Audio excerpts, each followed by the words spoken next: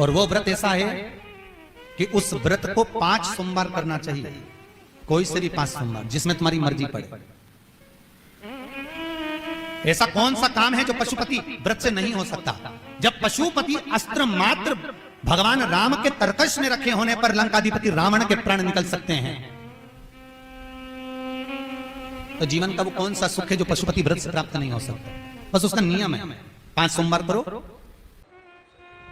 बीच में अगर तुम्हारा कोई काम अड़ गया, रजोधर्म आ गया, कोई व्रत तुम्हारा पड़ गया, छठ पड़ गई, तीज पड़ गई, चतुर्थी पड़ गई, एकादशी पड़ गई, या तुम कोई व्रत करते हो वो उस दिन पड़ गया, तो उस व्रत को छोड़कर अगले व्रत को गिना जाता।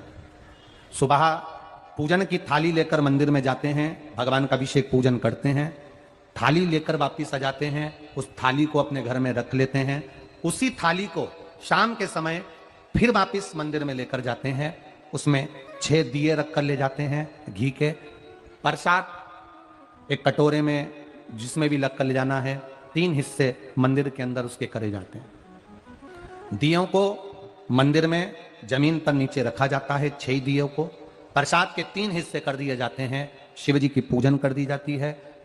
पूजन कर कर प्रसाद के 2 हिस्से मंदिर में रख दिए जाते हैं, जो कागज ले गए, दोने ले गए, पात्र ले गए, उसमें 2 हिस्से वहीं छोड़ दिए जाते हैं, 1 हिस्सा थाली में रख लिया जाता है। 5 दिए जो जलाए हैं वो वहीं रखे रहने दो, 1 दिया जमीन पर से वापिस उठा लो, जिसको जलाया नहीं है उसको थाली में रख लो। शंकर भगवान से प्रार्थना करो, बाबा आज मेरा पहला पशुपति व्रत है, भोलेनाथ आप स्वीकार करना, मेरे मन की कामना ये है बाबा जिसके कारण मैंने ये व्रत किया है। व्रत का बोलकर, दिया लेकर, प्रसाद का 1 हिस्सा लेकर, थाली लेकर वापिस अपने घर पर आओ। घर के दरवाजे में जब अंदर प्रवेश करो, सीधे हाथ की ओर बाहर घर के बैठ जाओ, घर की ओर मुख करो और सीधे हाथ की ओर बैठकर घर की ओर मुख कर कर वहीं पर 6ठे नंबर का जो दिया लेकर आई हो उसको जला लो। बाबा से यहाँ प्रार्थना कर लो, भोलेनाथ मेरा कार्य ये है, इसको सफल करना। घर में प्रवेश कर जाओ। भोजन करते समय सबसे पहले जो प्रसाद का 1 हिस्सा तुम मंदिर से लाई हो, पहले उसको भोजन के समय पर पहले उसको खाओ, इसके बाद फिर भोजन करो। अपने प्रसाद के हिस्से में से किसी को प्रसाद नहीं देना। प्रसाद भगवान के मंदिर में जब बनाकर लेकर जाओ, कढ़ैया में, भगोनी में उतना ही प्रसाद बनाना जितना प्रसाद मंदिर जाएगा।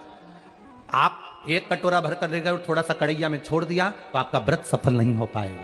प्रसाद उतना ही बनाना, अगर ज्यादा बना है तो ज्यादा ले जाना पड़ेगा, कम बना है कम ले जाना पड़ेगा। प्रसाद कढ़ैया में, पात्र में छूटना नहीं चाहिए। जो शंकर जी के लिए बनाया है तुमने, उतना की उतना पूरा लेकर जाना पड़ेगा। ये नहीं कि मैं बच्चों के लिए थोड़ा बना के छोड़ जाऊं, बच्चों के लिए थोड़ा घर वालों के लिए बनाकर छोड़ जाऊं, ना, जितना बनाए सारा लेकर जाना पड़ेगा। इसलिए उतना बनाओ जितना तुम्हें मंदिर में ले जाना। पात्र खाली होना चाहिए, तब उसको लेकर जाओ, 3 हिस्से करो, 2 हिस्से मंदिर में रखकर 1 हिस्सा लाओ। 4 व्रत पूरे हो जाएं, 5वां व्रत रहे, बाबा से विनती करते हुए 108 चावल के दाने, मूंग के दाने या फूल या पंखड़ी या बेलपत्र आदि जो भी आप बाबा को 108 चढ़ाना चाहें वो ले जाओ। 1 श्रीफल, कुछ भेंट साथ में लेकर जाओ। भगवान को नमन कर कर भाव के साथ में ध्यान देना। जो 108 सामग्री ले गए हो वो भगवान को समर्पित करो।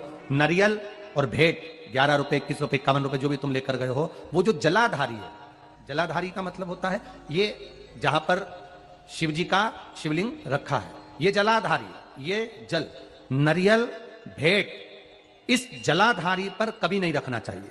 जो नारियल भेंट जलाधारी पर रखते हैं उनकी भी कामना पूर्ण नहीं होती। ये नारियल भेंट या जो भी फल है, फ्रूट्स है, वो इस जलाधारी पर नहीं, जमीन पर रखो। पर इस जलाधारी पर जहां भगवान शंकर का शिवलिंग रखा है, गोल जला देते हैं, जलाकर दीप रख देते हैं। 6ठा 5वां व्रत भी ऐसे ही करो और बाबा से विनय करो, पशुपतिनाथ से विनती करो। पशुपति व्रत एक ऐसे व्रत हैं जो नारी, पुरुष, बच्चा, बूढ़ा जो करता है उसकी मनोकामना भोलेनाथ पूर्ण जरूर करते हैं, ये निश्चित है। अगर पति पत्नी दोनों व्रत कर रहे हैं, कभी कभी किसी का व्यापार नहीं चलता या नौकरी नहीं लगती या किसी कार्य के कारणवश, तो पति पत्नी दोनों व्रत करते हैं, एक साथ करते हैं। उन दोनों की थाली अलग जाएगी, दोनों का प्रसाद अलग जाएगा, दोनों के दिए अलग जाएंगे और दोनों अपने अपने प्रसाद को अलग से पाएंगे, एक थाली लगकर नहीं जाएगी। मां और बेटा कर रहे हैं तो भी थाली 2 ही जाएगी, बेटी और मां कर रही है तो भी थाली 2 ही जाएगी। प्रसाद के हिस्से 2 थाली ले जाने का मतलब होता है प्रसाद जो बनाकर लेकर गए हो उसके 3 हिस्से होना चाहिए। अगर माँ और बेटा एक ही थाली लेकर गए तो प्रसाद जो आएगा वो 1 हिस्सा आएगा, 1 हिस्सा वापस आएगा तो उसमें से 2 भाग फिर हो जाएंगे, तो उसका फल नहीं मिलता। इसलिए पूजन करने वाला अगर 2 व्रत कर रहे हैं, 3 व्रत कर रहे हैं, कोई घर के 3 लोग देवरानी जेठानी सब मिलकर व्रत कर, सबकी थाली अलग जाए, सास बहू कर रहे हैं उनकी थालियां अलग जाएंगी। जिस मंदिर में पहला व्रत करोगे उसी मंदिर में 5 व्रत करना है। मायके चले गए हो, सोमवार का दिन पड़ गया, तुम्हारा व्रत था, उस व्रत को माना नहीं जाएगा। मायके गए हो तो मायके में आराम से खाओ पियो मौज करो, अपनी जिंदगी आनंद में जियो। वापिस जब आओ फिर वापिस व्रत करो, पर गिनती 5 ही रहेगी, 5 से ज्यादा। हाँ, कभी कभी फाइल अगर ज्यादा मोटी होती है तो इसको दबाने में समय लगता है। कभी कभी 3 महीना इंतजार करा, व्रत करा और पूर्ण नहीं हुआ, समझ लेना कुछ ना कुछ बाबा को बुलाने में कमी रह गई होगी, कहीं अहंकार आ गया होगा, प्रसाद बनाते समय कुछ भूल हो गई होगी, दिया मंदिर में भूली आई होंगी, या कुछ कारण हो गया होगा, कुछ ना कुछ हुआ है। देश विदेश में रहने वाले प्रत्येक सनातनी भाई बहन इस व्रत को करते हैं और मनवांछित फल मेरा भोलेनाथ पशुपतिनाथ प्रदान करता ही करता है। कई लोग उसको गुनगुनाते रहते हैं, जय पशुपतिनाथ हरे।